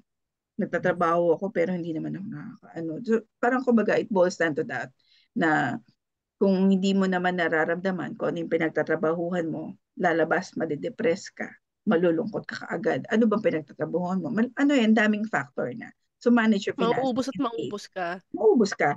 Kung if your goal is to save more or at least to earn more, kung kaya gusto mo lumabas ng bansa, then manage your finances wisely. Hindi yung porket Mm. nalunod ka na. Dahil kumikita ka na ng maayos-ayos, kung maganda-ganda ang kita mo, huwag kang malunod. Ayusin mo pa rin yung finances mo. Pivotal tong nangyari. Kasi nga, di ba yung pauwi-uwi ako, naging kultura na pag, pag may trabaho ka, feeling mo hindi ka na mawawalan ng trabaho. Pag kasi nag-abroad ka, unang-una mong mararamdaman is yung freedom mo na gumastos. Kasi nga iniisip mo, may darating at darating sa Yeah. sa bulsa, sa account mo every month. Tapos Mm-mm. times 15 pa. So Mm-mm. feeling mo sobrang laki ng pera mo. So ang Mm-mm. ginawa mo, inadjust mo yung lifestyle mo. Exactly. Kung dati matipid ka na kumakain ka lutong bahay, ginagawa mo lumalabas ka. Mm-mm. And every time na uuwi ka, bili ka ng kung ano-ano, punta ka rito, punta ka doon, libre ganito, pakain mo si ka hindi, na-realize ko noon, eto ka, sobrang malaking lesson talaga sa akin. Nung nawalan ako ng trabaho, wala akong ipon, kung ano man yung nabili ko, malamang na ibenta ko rin kasi nga, wala akong pera eh. Mm-mm. Kailangan mo naman. Iniisip ko kasi na hindi ako mawawalan ng trabaho. Mm-mm. Isipin mo sa loob ng 11 years, nasa iisang kumpanya ako. Inisip ko kasi kapag nag-loan, tapos wala naman akong pinaglalaanan, yung lupa, oo, okay yun. Pero yung sasakyan na binili ko, ano ba nangyari sa akin? Yeah. Kumbaga parang hindi ko na-manage ng maayos yung pera ko kasi na-overwhelm ako. Exactly. Iniisip ko Yun na nga hindi ako yun. mawawala ng trabaho. So Mm-mm. dahil doon, para akong bumalik sa baba, back to zero. Mm-mm. Isipin mo, ilang taon na ako sa UAE, doon ko naranasan na mahirapan ng sobrang hirap. Na Mm-mm. dapat, yun ay nararanasan ng bagong salta. Pero sa akin, naranasan ko kasi hindi ko alam. So, ang bottom line nito, magtabi kayo agad ng pera ninyo. I-manage nyo agad yung pera ninyo. Magkaroon kayo ng segregation kung ano rito yung sa investment, Personal kung ano rito yung ipon, savings, yeah? At saka limitahan nyo yung gastos nyo. Yung necessity versus wants. At Mm. saka i-orient nyo na yung pamilya nyo sa Pilipinas na hindi kada hihingiin ay maibibigay. Hindi porket nasa abroad, laging meron. Exactly. Mm. Kasi dito, as in lahat ng gagastusin at ikakayod mo, manggagaling yan sa single income mo, which is employment mo. Saka lahat kasi dito, lahat ng kilos mo, gastos mo, lahat ng Mm, kilos mo dito. Sa atin kasi hindi eh. May bahay ka sa pamilya mo, pwede libre. tira ka Mm, libre. Nakakakain ka minsan ng libre kasi nagluluto ng marami. Yung ganun. mm. Dito hindi. Lahat ng ikikilos mo, pag nasa labas ka, lahat ng kilos gumastos. mo, lahat ng gagawin mo, lahat gastos mo.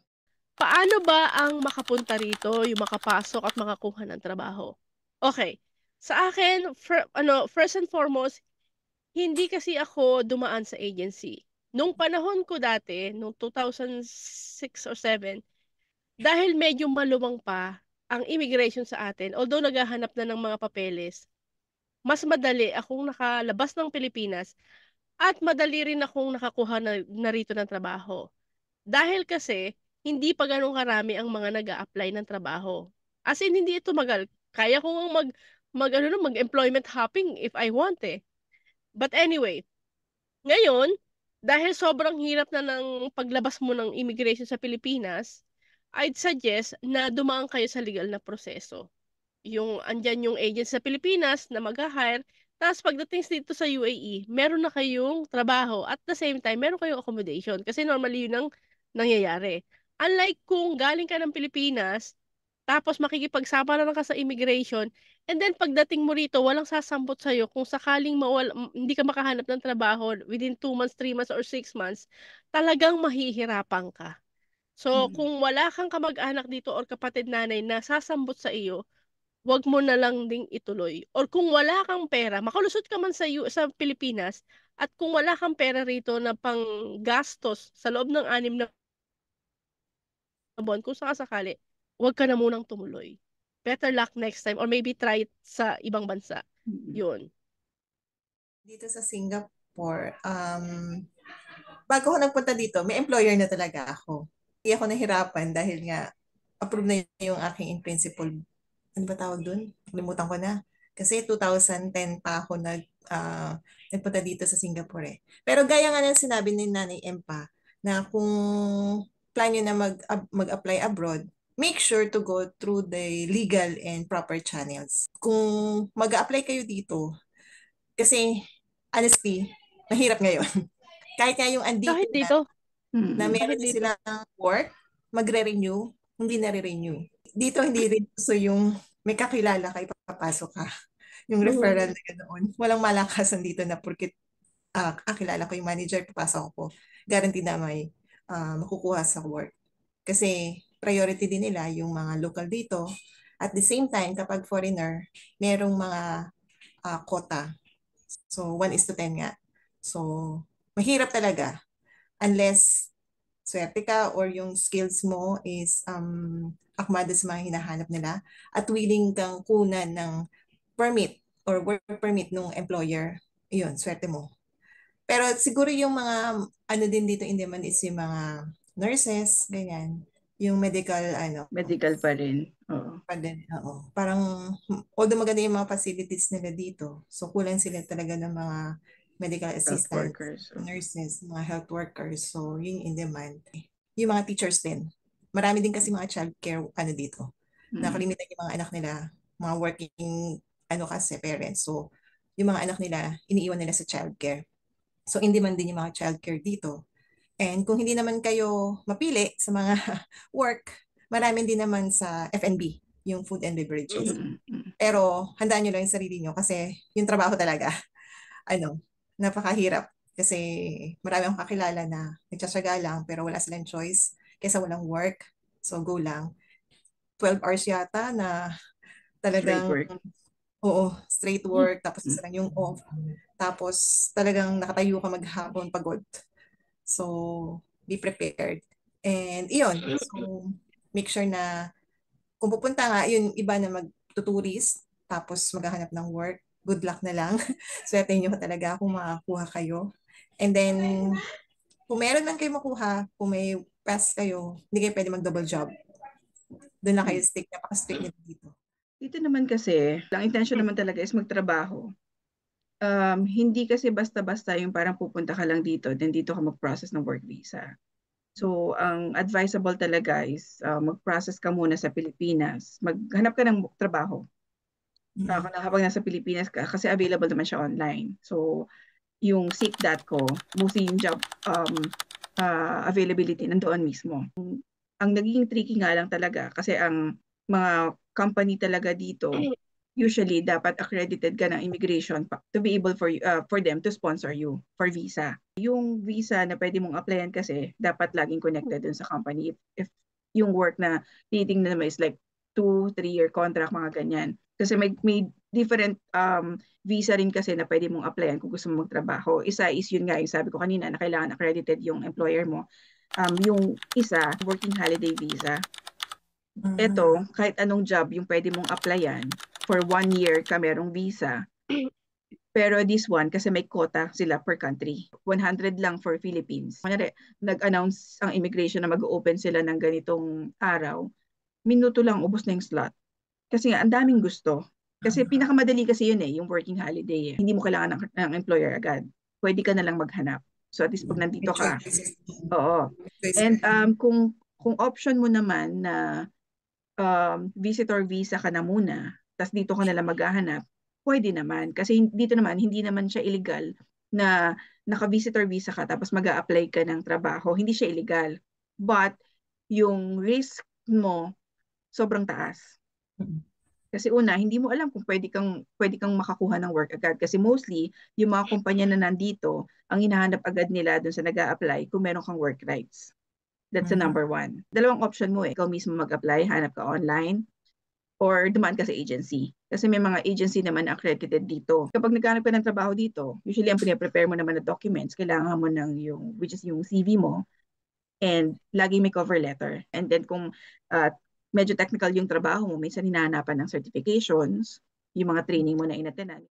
Natanggap ka sa trabaho, nagkaroon ka ng job offer, tinanggap ka, so may contract ka na nung company, make sure may contract ka. Kasi yung company mismo, sila ang magbibigay sa'yo ng tinatawag na token. Kumbaga parang siguro number to or ID or some reference. Ito yung gagamitin mo para mag-apply ng work visa. So ito na yung connected dun sa company. Importante na yung contract, syempre signed by both parties. Kasi ano mo yan syempre parang protection nyo pareho yan na dapat at least signed yung contract before you apply for visa. So kung mag-a-apply ka naman ng visa, pwede mo siyang gawin online via immigration.government.nz. Pero before you can apply dun sa immigration website nila, dapat meron kang Realme account. Ito rin kasi yung parang website na pupuntahan mo para a verification of your identity. So ito yun, gagamitin mo sa lahat.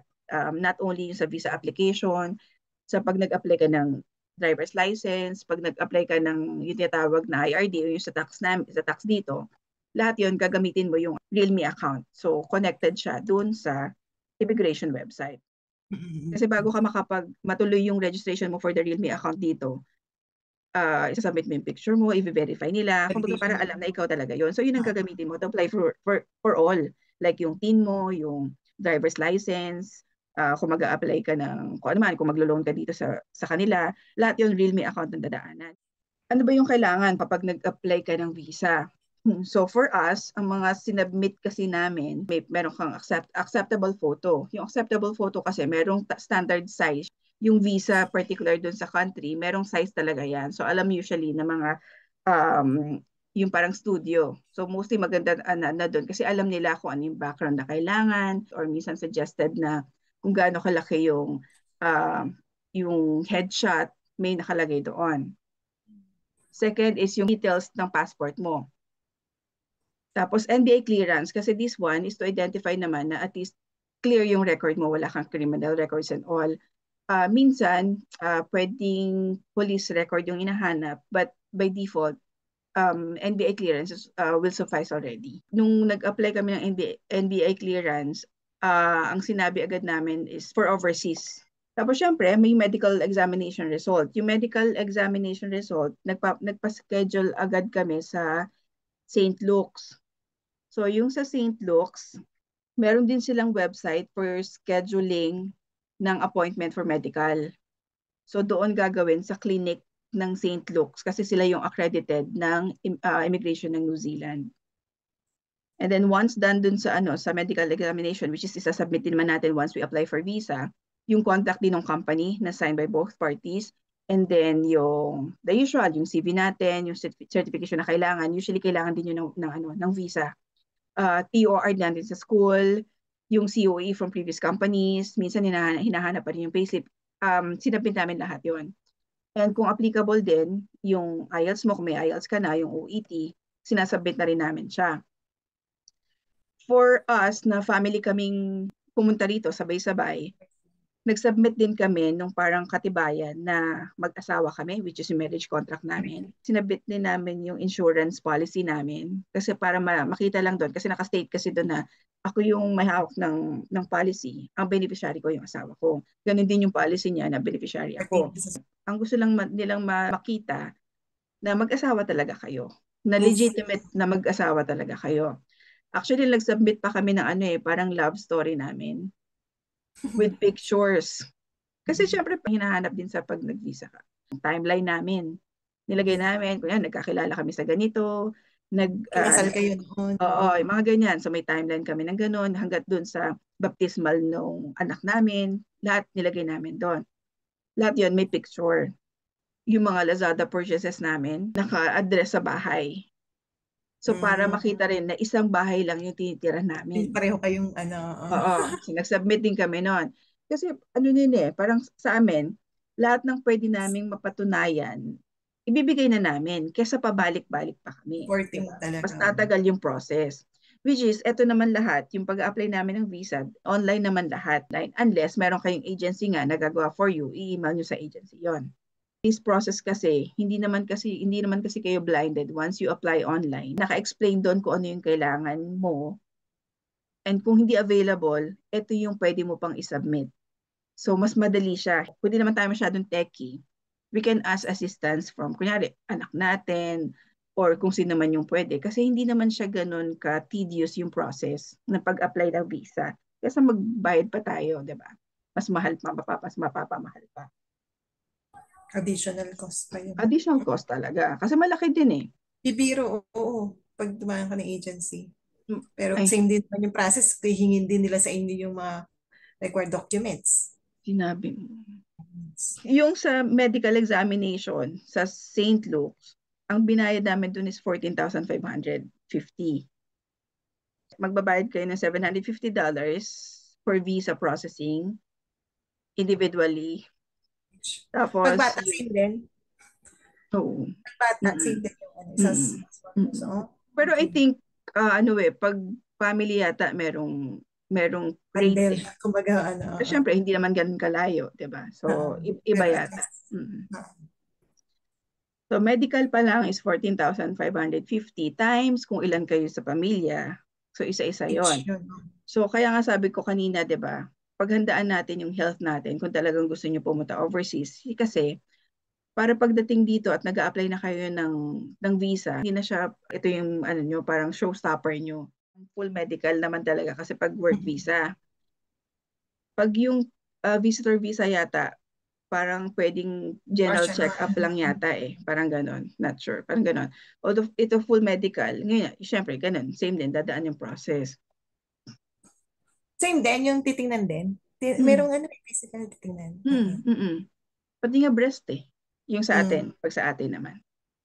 Kasi nga, dahil, well, for that reason nga na pag ang visa nyo kasi is 3 years sa New Zealand, covered na kayo ng health care sa New Zealand. Kahit papano. Yung, like, ito nga si Isabella, dahil 3 years yung visa namin. Anytime na ubuhin ng konti, lagdatin ng konti, dali namin sa ospital. Kasi naman namin, para maresetahan, at least wala naman kaming babayaran. Once ma-approve na yung visa, pwede na kayo mag-start ng processing ng OEC. yung Overseas Employment Certificate na laging dinadaing ng mga Pinoy na siguro separately, sabihin na lang natin yung process separately ng pag-apply ng OAC kasi medyo tedious yung process niya. Mas tedious pa sa pag-apply ng visa, to be honest. Mahirap na siya, pinahirap pa yung process. Ilan lang yata yung offices na pwede mong applyan ng OAC. Tapos, syempre, mag-check ka na ng flight. Kasi nga, dahil hindi naman kamurahan ang ticket dito sa New Zealand, papunta rito, i-check mo talaga kung ano yung murang flight. So, ang na-check ko kasi kanina, ang papunta rito one way, parang nagre-range ng 30,000-35,000 one way. Kumuha kami ng insurance. Yung 1 year lang yung initial na contract na visa namin. So, hindi kami covered ng healthcare dito. So, kaya kumuha muna kami ng health insurance para at least kahit pa paano, protected kami. Kasi hindi naman pwede yung insurance natin. Wala namang ano yung insurance sa Pilipinas. Ganyan. So, ako naman titira. So, naghanap na kami ng accommodation dito. Which is, yun din yung struggle na mga, kahit sino dito, not only Pinoy, pati yung mga taga rito actually struggle yung housing. Hirap talaga sila dito. Kasi even yung mga locals, kalaban mo sa bahay eh. Even them, they're looking for rental properties. So, ang hirap dito. So, might as well, kung mas maganda, kung may kakilala ka, at least merong mabubuk mo, matcheck mo na kung yung bahay na pwede mo tingnan, kung bahay man, or kung isa ka lang, pwede ka naman muna na mag-room na muna, tapos dito ka na maghanap, kung gusto mo talaga ng sarili ka. Hindi gusto mo Airbnb? Mahal. Kasi nga dahil mahal eh. Yung Airbnb, kasi kung ba, wala ka talagang kakilala, wala kang ano. Tinry namin yung Airbnb. Pero mas mahal. Actually that time, hindi ka agad kami nakakuha yung titira namin ngayon. Hindi agad namin nakuha to. So I suggest, kung meron kayong kakilala na kung saan man kayo pupunta dito sa New Zealand, magpatulong kayo ng bahay or at least kahit kumuha kayo ng room para kahit paano meron kayo. Hindi kayo pagdating dito, mahirap. Huwag nyo gagawin dito kayo maghahanap. Mahirap yun. Kasi since online siya, online namin ginawa yung pag-apply na. Kunyari, online yung gagawin yung apply ng visa, yung passport namin, may verification siya. So, merong verification center sa Manila. Doon namin pina-verify yung passport namin. Kasi syempre, malibangan nila kung hindi naman legitimate yung passport. So, meron silang accredited na verification center dito sa Pilipinas. Ginang-gano'n. Kasi napapake ang passport eh, no? Mga in-demand na trabaho, mga skilled workers. Usually mga kailangan dito yung mga dairy farm workers, mga butchers, carpenters, welders, yan, mga in-demand dito yan. Siyempre, bukod sa the usual na healthcare workers, yung mga nurses and doctors natin, kailangan din dito. Pati teachers actually, in-demand din dito. Sa lahat ng mga naghahangad na magtrabaho sa labas ng bansa, siguraduhin nyo talaga na buo ang loob ninyo. At siguraduhin nyo na kapag may pamilya kayo, naaalis kayo na meron pa rin kayong pamilyang buo na babalikan. At ikaw naman, OFW na mangingibang bayan, dapat malinaw sa iyo na nag-abroad ka para sa pamilya mo. Hindi yung pagdating ng panahon, mawawasak pa mismo ang pamilya mo. And sabi ko nga, kapag nasa labas ka na ng ibang bansa, doon napapasok ang kakaibang laban. Iba ang laban ng isang OFW, lalo na kung pamilyado ka. Napakahirap. And kumbaga dito nga sa abroad, dito mo mararanasan yung sobrang hirap na hindi mo pa nararanasan sa buong buhay mo. Kasi talagang lahat ikaw at ikaw. Yung sasandalan mo, sarili mo, pamilya mo, pag may problema, sa'yo pa rin sasandal. Lahat ng yun, aakuin mo. At saka napansin ko talaga kapag OFW ka, yung responsibilidad mo, tsaka obligasyon na siya, na napansin mo, kapag may problema sa Pilipinas, damay ka. Oo. Pero kapag ikaw ang may problema rito, sarili mo lang. Sasarilinin mo lang. Correct. Oo. Kasi hindi mo gugustuhin mag-isip pa sila sa iyo, mag-alala pa. Kaya sasarilinin mo na lang. Kaya lahat kikimkimin mo.